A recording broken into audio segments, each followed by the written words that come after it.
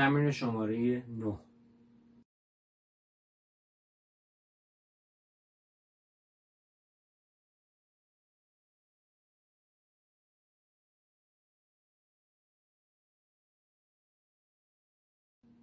تمرین شماره 9 تمرین 2 خطی هست. اول خطای اول رو اجرا میکنیم که رسوم لا هست. ترکیب نوت‌های سیاه و چنگ. خود سیم لا دستباز میشه لا لا سی سی. حالا چنگ میشه سرعتش میشه 1/2 ضرب. لا لا سی سی دو سی. دوباره سیاه میشه آرومتر دو دو.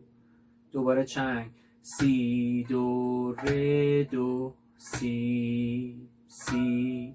لا لای آخر لای سفید هست، از همه طولانی تر با سرعت پایین. 2 تا لای سیاه، لا آرشه راست آرشه چپ.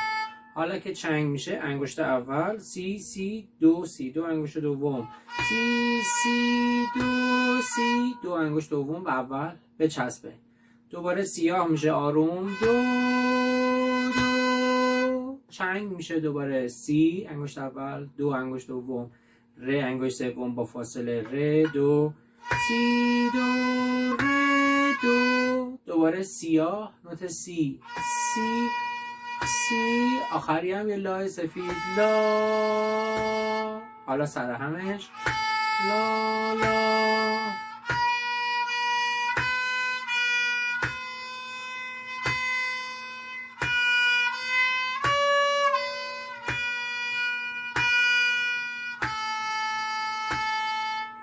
خط دوم همین کار رو رسوم ره انجام میدیم. اول ره 2 تا ره سیاه ره. حالا که چنگ میشه می انگشت اول می فا دومیه فا می فا می. دوباره سیاه میشه فا آروم فا. دوباره چنگ می فا سل انگشت سوم با فاصله سل فا می فا سل فا. دوباره سیاه میشه آروم می بعدم ره سفید. حالا سر همش میشه ره